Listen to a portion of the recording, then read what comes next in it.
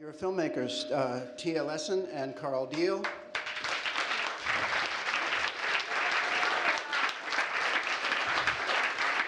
And Amy Goodman. Amy Goodman.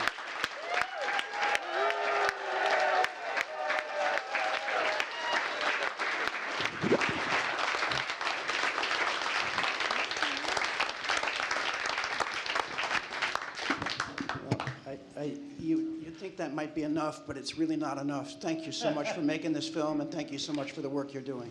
It's just incredible. The first question is always, how did you guys come onto the story and want to make this film? Thank you so much.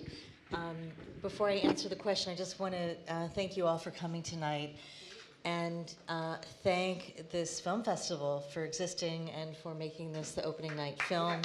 Such an honor. Yes, thank you. Special thanks to the Jackies and to Karen Urikian and all the other volunteers and staff members who make this such a great night. So we have known Amy for quite some time. We've been lucky enough to be guests on her show. We've been listeners to her show for many, many years. We're New Yorkers. And we've also crossed paths with her over many, many years doing our own journalism in Baghdad, at the WTO protests in Seattle, in Philadelphia at the Republican National Convention. So. In New Orleans after Katrina. Yeah. They're everywhere. I even worked with Amy for a stint one weekend at the Republican Convention, and I got a sense of what an extraordinary force of nature she is. You know, she was going after, she was unstoppable. She's going after Newt Gingrich and George Bush. We show some of that in the film. This was 25 years ago, and I could hardly keep up with her. So when Karen Minucci, our producer, approached us about making this film, it was a no-brainer. Here's Karen, stand up for everybody.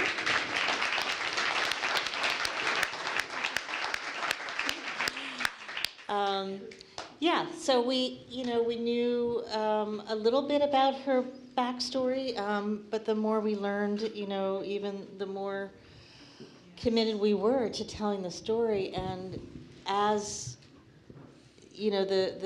the assault on the war on press freedoms and on truth came home to roost, we understood the importance of the story in this moment. So when exactly did you commit to making the film? What year was it that you committed to making the film?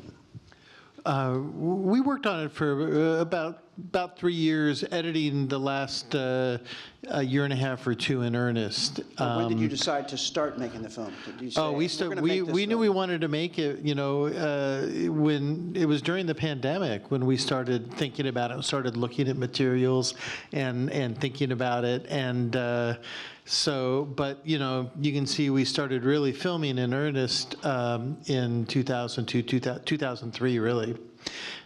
Okay, so this was a huge boon, obviously, to you guys as filmmakers, but I wanted to ask Amy, a lot of the radio coverage, a lot of your radio career, and a lot of your early career, there's a lot of footage of that. There's a lot of camera work for a radio show. You seem to have a lot of footage everywhere, and that's available to these guys, obviously, but why was that? Why was there so much footage of your radio stuff? First, it started, Democracy Now! Is going to celebrate its 30th anniversary in February. And you're all invited February 23rd to Riverside Church. We will celebrate. But for the first 5 years, we were a radio show. And then that week of September 11th, 2001, we also just coincidentally started on television on one station in New York, Manhattan Neighborhood Network, and then all these stations around the country started calling and said, we want to run this as emergency broadcasting after the 9/11 attacks. But that doesn't mean it was easy for them. It's not just the volume. I mean, Carl and Tia are wizards at finding video video I never knew existed. I mean, everything from that Mike McCurry news conference. I know there's a camera on the press spokesperson, but not the other way.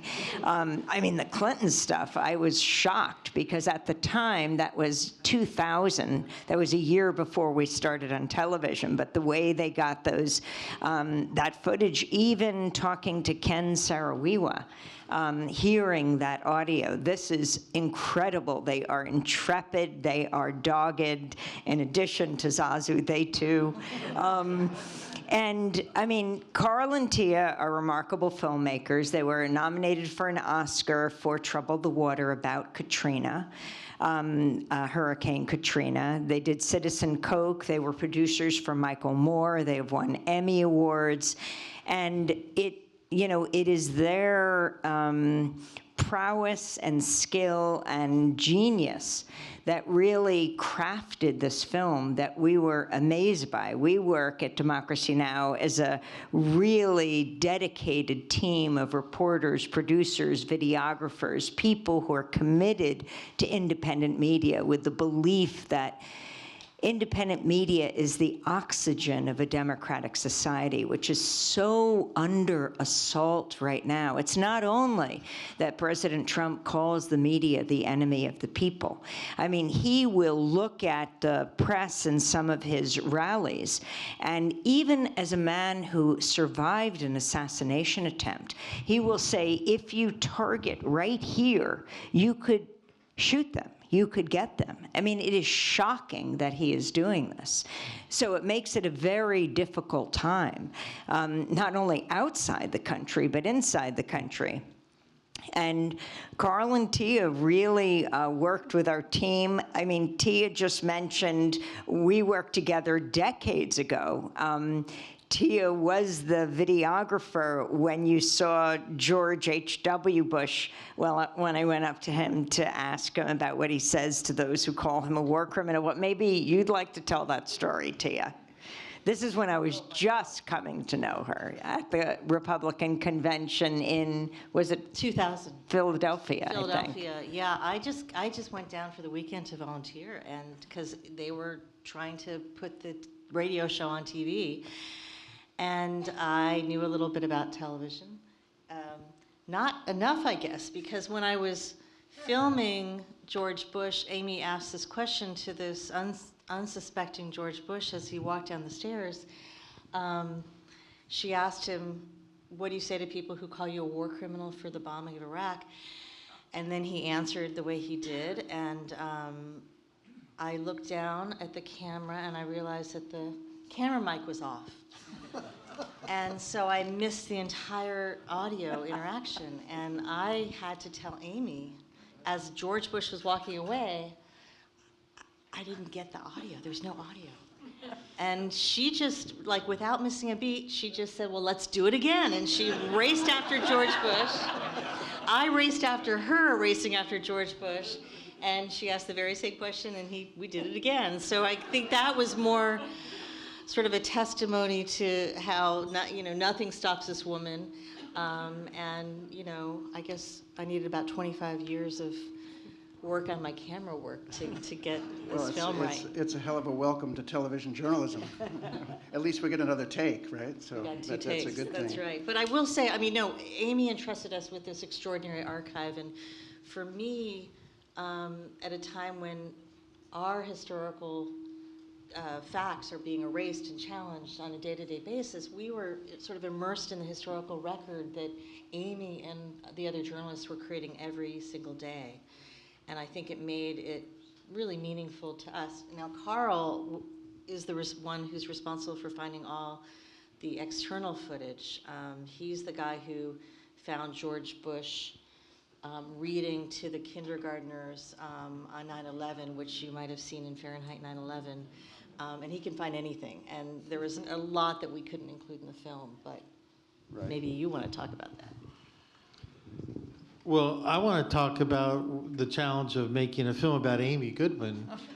Because if you all notice, she was asked a question about herself at the beginning, and what did she do? She talked about everybody else, because that's what Amy does, is she centers other people's voices.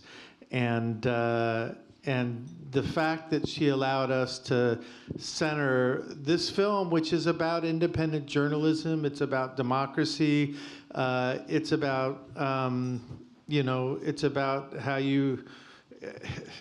you understand the world and in all of its flaws. And she leads us. I like to say she leads us into the light with what she does, because she's always spotlighting voices that you're not going to hear in other places. So, but it is trying to tell a story that's framed around one person's experience. It's a little tough when they're so hesitant to talk about themselves and so generous that they just want to point their finger elsewhere. By the way, I just wanted to say one thing. It's such a thrill to be here to see all of you. And, we were just in Amsterdam at the largest documentary festival in the world. We have been in California at the Mill Valley Festival, in New Mexico at the Santa Fe International Film Festival, Woodstock. And Tia and Carl have won the Audience Favorite Award in all of those places, Mill Valley, Santa Fe, Woodstock, Seattle. I mean, it's amazing for this documentary. But to be here on Long Island, first of all,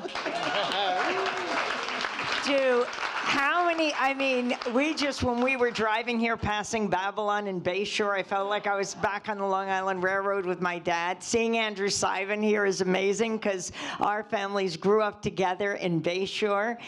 Anyone else come from around the Bayshore area? Not that this isn't where? Islip. I lived in Islip before Bayshore. That's fantastic. But it's really thrilling. And I just went back for my Bayshore High School reunion.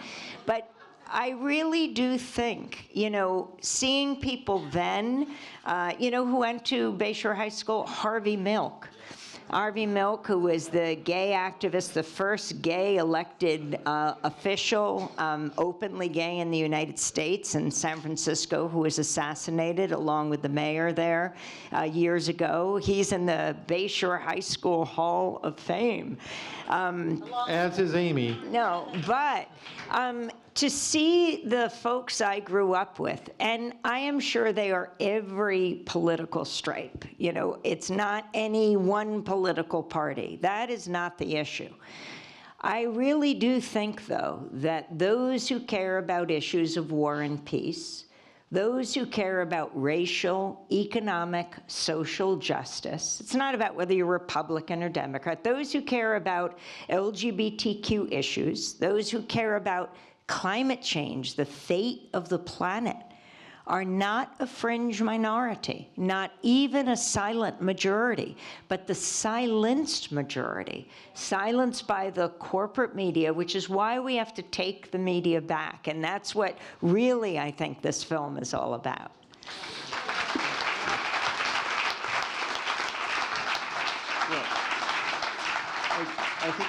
I think it's a credit to the way the film was put together that the theme that kept coming back was about framing the narrative, about how you frame a story by allowing the margins in and putting them in the center, getting voices that have been silenced, and that side of the news that's not seen by the corporate media. Mm-hmm. So that theme kept coming back through the movie. I wanted to ask two questions. First of all, why did you choose, I think it was very telling, but I always look at the opening sequence of any film, and why did you choose December 2018 with that chase up the stairs? My God, you got your steps in that day, didn't you? Oh, by the way, I want to say that Katowice, Poland, that was the UN Climate Summit that year.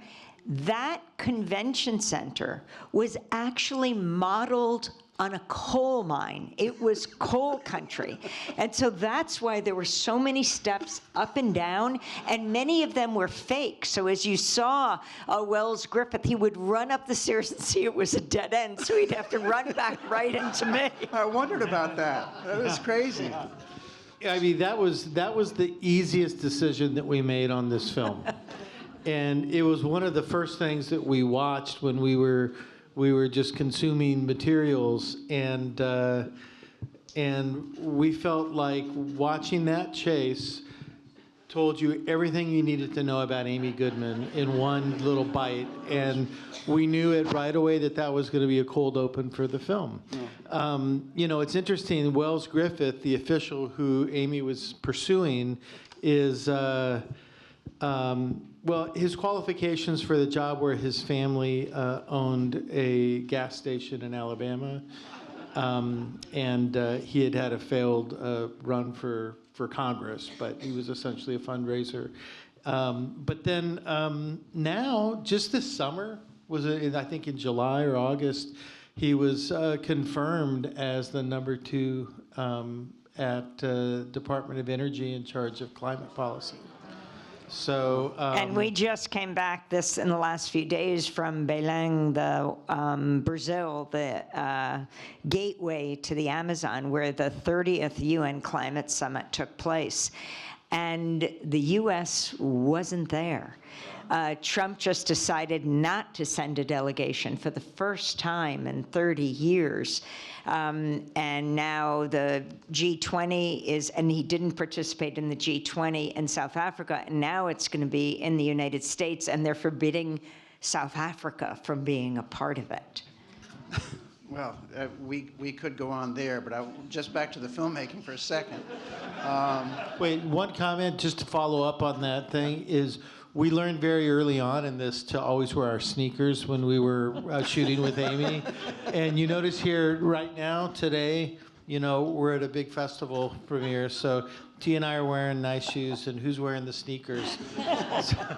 Zazu. Got to keep up with Zazu anyway. So, but I just wanted to say another wonderful piece of footage that helped to tell the story. How did you get that bar mitzvah footage? Because that was just giving your whole background story right there and then. So when was that shot, and how did that come about? Are you talking about the bar mitzvah boy. No, with Daniel C. Yeah, you're his hero, so. Oh, yes, but not as, wait, was I his hero or his role model? I can't remember. No, the role model I was can't Billy remember. Crystal. Billy Crystal, Billy right. Crystal's the role model. That was a crazy situation because NHK had come. So often international documentarians would come to do documentaries on Democracy Now!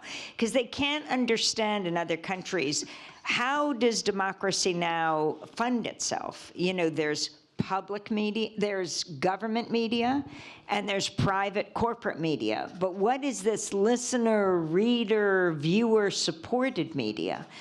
Which is community media in this country. And, you know, we came out of Pacifica Radio, which is the real model for that. And so that was a documentary called The Anchor in the Attic, because they came to the firehouse and they followed me everywhere. And every day I came down the fire pole to do the show. But anyway, I'm going to tell the story really fast, but it's very funny. So NHK followed me everywhere, and I said, okay, I'll see you tomorrow because I have to go off to do this thing. A kid called and asked if I would come out, and he wanted to interview me at his house. And they said, well, no, we want to come with you. And I said, really? And so they followed me to Brooklyn to be interviewed by Daniel. You say, I said, I'm very nervous. I stayed up all night preparing. And so that's where we got the footage from. But just to finish the story about NHK, they did do the documentary.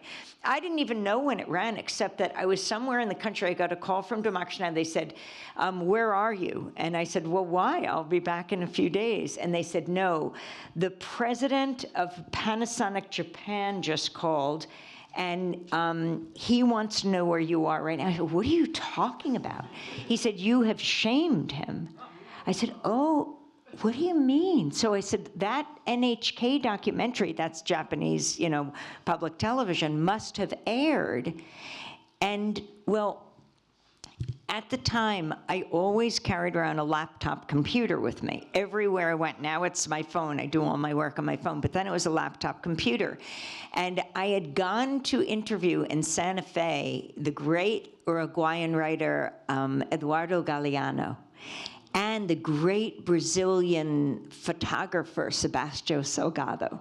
This was an incredible moment. I was so excited. Sebastião just recently died. Eduardo Galeano died of cancer a few years ago. So as I came into the green room where I was meeting them and I was holding my computer, I dropped it on the ground. It was this linoleum floor, and I met Eduardo, the great writer, in this uprising of the alphabet. All the keys were flying off because I dropped my computer. So I lost about half of them, A and T, and we're shaking hands, and he's laughing uproariously. So, but I continued with that, and I would type, and my fingers would get bloody because it was just pins. But none of you saw this if you watched the TV, because you just see the computer like this. But you didn't see what the keyboard looked like. So for the first time, since NHK was always following me, like to Daniel's house, you saw the keyboard. And it was a Panasonic, and it was missing half the keys. And because I was thinking, did I do an expose on Panasonic? I didn't think we'd done it. Maybe we should, but and he wanted to send us a new computer immediately. He said it couldn't wait. I said, the thing is, we're not corporate sponsored, but I'll try to raise money and get a new one. That's the story of visiting Daniel. So was there someone else making the documentary when you went to the Ukraine, or how did that come about? Well, that was a side trip. So when Amy was at Katowice in Poland, she just went on a personal adventure. Right, with my colleague Dennis Moynihan, who's usually with us on all these trips. He's our special projects coordinator. And he had just said, that's when I first met. We were the first to broadcast in the United States, Greta Thunberg, Thunberg, her voice. She came to address that COP when she was 15 years old, that UN climate summit. And Dennis saw we were just an hour away, a flight to Lviv is in Ukrainian, and that was just an hour drive to Rivne, where my grandmother was born, what we called Rovno, because she spoke Russian. And so right after Katowice, we flew to Lviv, went to Rivne, and Dennis just used his little phone. And because we had this incredible experience, we just looked up online if someone could take us there, and there was this tour guide, and he called him, and he said, yes, I'll meet you at the airport. And we said, well, we can just go to where you are. He said, I'll be at the airport because I'm coming in from Canada. We said, what do you mean? He was Ukrainian, but he said, I happen to be in Canada now. And we said, well, then why would you fly back? He said, Democracy Now? Are you kidding? He watched every day. So you saw me walking with a man and a woman. The woman was covering all the Jewish culture of Rivne. She was trying to preserve it. She wasn't Jewish. She was an amazing person. Leonard Bernstein's mother was born there. Amos Oz's family was from Rivne. And my grandmother, born in 1897, died at the age of 108. She lived in Long Beach. She was a woman of 3 centuries. And so going there, we just filmed, and they took me. This non-Jewish woman who is trying to preserve Jewish culture in Rivne, which is just amazing, was trying to put plaques everywhere she could, at Bernstein's house, at Amos Oz's house, so it would let people know who had disappeared from this community. It's really stunning, and you guys got a hold of this footage to put into your film, along with other stuff. Just sort of incredible that you had that. What about your grandmother's visit when she was 106? Who was filming that? Well, Go ahead. we have a late colleague, Jonathan Oppenheim, who was a beloved film editor, and he and Julia Dengel, a camera woman, basically filmed day to day at Democracy Now! In the days leading up to the Iraq War and in the months afterwards, so for about a year. And they never made their film, but they were generous enough to let us look at their footage, and it was a lot of footage. Yeah. But those scenes in the studio in the lead up to the Iraq War and with Grandma Sonia were shot by Julia Dangle and Jonathan It's Oppenheimer. incredible. It's an epic story, and contained in this film is really an epic film. So I think we have time for a couple of questions from the audience. Is that correct, Jackie? Do we have time? I think so. Yeah. Way in the back. Thank you so much for making the film and for all of your life's work, I guess all four of you. But Amy, I have a question for you actually. How do you feel about when you have to move on to a new story and when a story, like clearly nothing or very few stories have an outcome that is traceable immediately? Like how do you let something go and how do you move on to another place or another trauma in the world? Well, I grew up on soap operas. Sometimes I would run home to watch General Hospital or something. I also, I just thought of this. Soap operas and opera. I loved opera in high school. It would just calm me down to listen to an aria from La Boheme or something. I was just obsessed with these things. And soap operas, what was it? I didn't identify with the people in soap operas, women wearing evening gowns in the middle of the day, just for the heck of it. But you follow the story every single day, and you just got glued to, what happened to her, what happened to him, who was with who. And I think I follow really serious issues in the same way. It's not just a one-day story. It's a really good question, when do you decide to drop a story? I don't think we ever do. I mean, look at what's happening today with the Trump administration bombing all these boats in the Pacific and the Caribbean. You keep on following these stories. It's unbelievable the U.S. is continuing to do this, without trial, without any charges, without any convictions. The U.S. is just killing people in these boats without bothering to provide, maybe because they don't have, a shred of evidence, as they say these people are narco traffickers. Tomorrow we're going to interview a lawyer for the family of a fisherman, and they say he was out fishing. He was not a narco-terrorist. But there are narco-terrorists. Let's not make any bones about it. For example, Juan Orlando Hernandez, the former president of Honduras, who was sentenced in a U.S. court after his brother Tony was sentenced to life in prison here. He was sentenced a year ago for what? Using all the levers of state as the president of a country, Honduras, the military, the police, to ensure that 400 tons of cocaine could make its way into the United States. That's a very serious issue. And Trump, in the midst of the bombing of these boats, pardons him, and he walked out of prison on Monday. It is just astounding. And so we just continue to follow these stories, but not just the stories of these actions. As you see, what is most inspiring are people across the political spectrum saying no, saying this doesn't represent the best of America. And it is amazing that it's those people. I think Isabel Allende, when asked, she came out of Chile, Salvador Allende, the Pinochet forces rose to power, killed thousands. She said, yeah, but for every thug, there are 1,000 compañeras and compañeros who are there to help their neighbors and their communities. And that's what gives us hope. We want to give voice not to that fringe minority, but to the silenced majority. And that is really what we try to do every day. So it's not going from trauma to trauma. There are many. It is going to where people are taking action. We teach kids every day after the show, 8 to 9. High schools come, college students come to watch Democracy Now! And we say to them, and I think that they convey it all the time, their curiosity, the kind of activities that they're involved with, that's what we want to document. That's pure goodness. That's people coming together, caring, and we need to have a record of that. That's, as Howard Zinn would say, a people's history of this country. Excellent.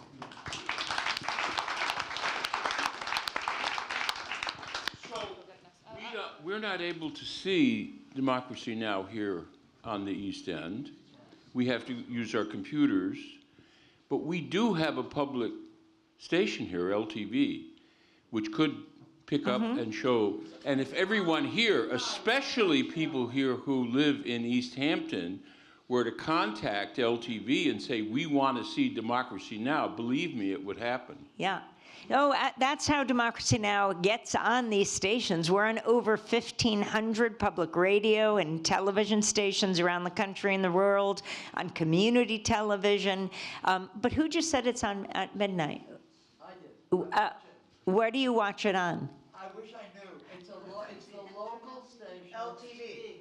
LTV? Yeah. It's 18, I think. And that's at Channel 18, and that's at midnight. But also online at democracynow.org. On the radio, of course. I don't know, can you hear? We're on WBAI 99.5 FM. But maybe everybody needs to write to the station to ask them to move it from midnight to prime time. Because we air it every morning, 8 to 9, and they can run it live, and it's free. And especially as stations are under enormous pressure because the Trump administration eviscerated CPB, the Corporation for Public Broadcasting. Many stations are going to go under as a result of it. That's the fund that supports public broadcasting and radio and TV. We always work with stations to raise money for them. And actually, one of the things that we want to do with this film when we go out into the theaters is to partner with community radio and television stations whose budgets have been slashed, who are struggling to continue on the air. We want to partner with them to help them raise money, to gain support. It's something Amy's been doing throughout her time at Democracy Now!, but we'd love to use this film to help leverage that support for local stations, particularly in rural areas, indigenous stations that are going to be, the hardest hit by the CPB cuts. So if you want to know more about our theatrical release and our outreach campaign, we have a website, stealthisstory.org. You could sign up, you can follow us on social media, and we need support. We need help to get the film out there in this world. We are not, at the moment, we don't have a distributor knocking down our door for obvious reasons. I think you can imagine why. But we're excited, actually, because it's an opportunity for us to get this film out beyond, the channels, and get it into communities, do screenings on campuses and in high schools and in houses of faith, and not just in this country but around the world. But we need some help doing that, so that is my pitch. Just on the topic of other stations, I was wondering all about, before I knew anything more about the film, about the title, Steal This Story, Please, and I was thinking Abby Hoffman and, Yes. but I thought it was more polite than Abby because it said please at the end. But then you explained it in the film about how when your footage was picked up by the stations, and you said, steal this story, please. So other stations the corporate media does pick up your footage. They do pick up some of your stuff, not necessarily your tough questions, but your footage. So how does that work? Do you get any bump from that, from them using your stories, from them stealing your stories? A moral one, Yeah. and just the whole idea is we don't want to have something exclusive that no one else picks up. The idea is these are critical stories of our time, and we want everyone to broadcast them. And that was one good example, and there are others through our years, but it is Steal This Story, Please. Nice, nice. And hopefully with an acknowledgement and a credit of where it came from and how Exactly. it came to be, Exactly. because that also helps Democracy Now! Continue what they do. Interestingly, at all the film festivals that we've been to, there are many documentaries that are shown, and Democracy Now! Has to be the clips from Democracy Now!, the most I think Democracy Now! Appears in other documentaries more than any other show when it comes to so many different issues, across You'll issues. see it in a couple films this weekend. Actually, Cover Up, Laura Poitras' film Cover Up has a clip from Amy. And people should see that it's about Cy Hirsch, the great Pulitzer Prize-winning journalist. There are films out on the festival circuit. This Is Not a Drill. Free Leonard Peltier. I mean, there are 5 or 6 films just this year. Heightened scrutiny and I think about Jay Stranger. It's not just a testimony to the work that you do, but it's also sort of an implicit criticism of the media, the corporate media that don't cover these stories.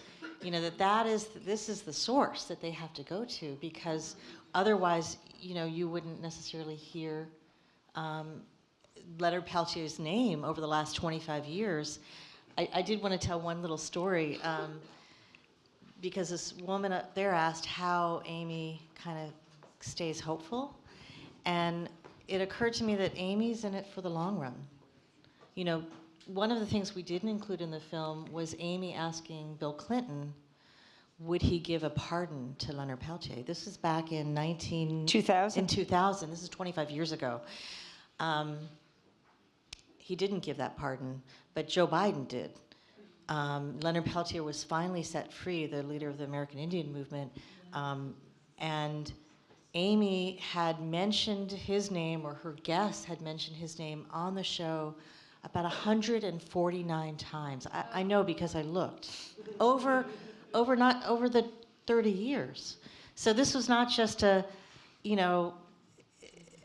I would guess that CBS did not mention Leonard Peltier's name 5 times, if that many. But she's in it for the long run. So and we just 2 months ago, on Leonard's 81st birthday, he had just gotten out of prison after almost half a century for a crime that human rights groups in this country and around the world said a trial was, the level of prosecutorial misconduct was extreme. Leonard was released to home confinement. He went home to the Turtle Mountain Reservation in North Dakota, and we sat with him in his house, bought by the community for him to live out his life, and talked about Native rights and how this country got its start. And we sat there with Zazu in between us. And I hope you go to democracynow.org and just see that hour conversation. And as President Trump right now says, he will reverse every single executive order of President Biden. And he has a gallery of pictures of all the presidents in the White House, but the frame of President Biden, he's replaced it with an auto pen. So it goes from, Bush to Obama to an auto pen to Trump.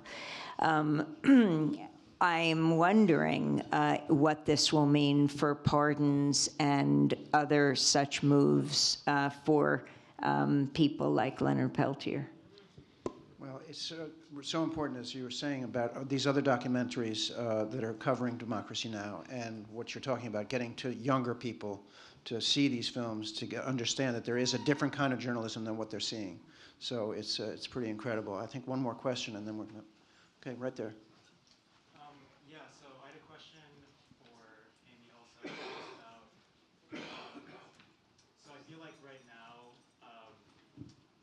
you're talking a lot about bringing, marginalized stories to the forefront, and I feel like now with a lot of stories, especially like, the genocide in Palestine and a lot of stories that we see that are being, constantly fed to us, and we see them right in our eyes, and it's not like the truth is being hidden, it's kind of right in our faces. I'm wondering if you ever feel like saying the truth for the truth's sake and like bring those stories to light is not enough, and where you grapple like your position as a journalist versus how do you feel, sorry, I didn't phrase this question in my head right, but how do you feel in general about calling people into action using your platform versus, simply I mean, I really appreciate the work that you do. Yeah, also. no, I appreciate what you're saying. Even Yeah. you're saying even when you get out the facts, does that lead to a better world? You know, it's interesting. Tomorrow we're going to do a segment on it's the 70th anniversary of the Montgomery bus boycott, led by one Rosa Parks, right, who by refusing to get up on the bus, she took her seat. She stood up for all of us. And, you know, Rosa Parks not only led to the integration of the transportation system of Alabama, she was motivated by the death, the killing of Emmett Till.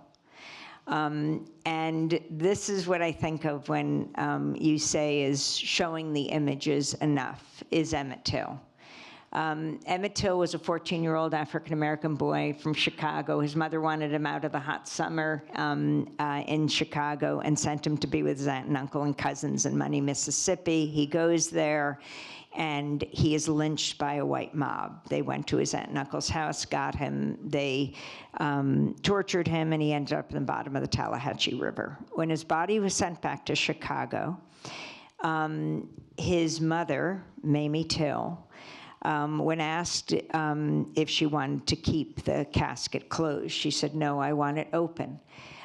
She wanted the world to see his distended, mutilated head, and thousands saw as they walked by his casket. And she wanted the world to see the ravages of racism, the brutality of bigotry. Jet magazine and other black publications took pictures. They were published. They were seared into the history and consciousness of this country. And I think Mamie Till had something very important to teach all of us. Show the images. Show the pictures. Could you imagine if just for one day, all of the media showed the fact that in this country right now, 1 in 5 kids are going hungry. In our country, I'm not talking about Somalia or Sudan. If we were able to show, you know, international journalists are not allowed in Palestine, or not allowed in Gaza right now, showed the images of people still trapped in the rubble. Could you imagine if we could show all of these images? I really do think, like Mamie Till believed, that when we see this, or as Hans and Sophie Scholl at the end of the film, they didn't know if they could change the world, but they did know they wanted to put out pamphlets so no German, and they also, by the way, weren't Jewish. They were non-Jewish German students, but they knew during the Nazi atrocities that were committed, they never wanted Germans to be able to say we didn't know. So the best that I think we can do is let people know, and then everyone respecting what your agency is, that you can do something about it. You will do with it what you will, but it's our job to get the information out there. Thank you so much. Thank you, Amy. Thank you, Carl. Thank you, Tia. It's just a spectacular film, spectacular story. Keep going, and Thank you. Godspeed.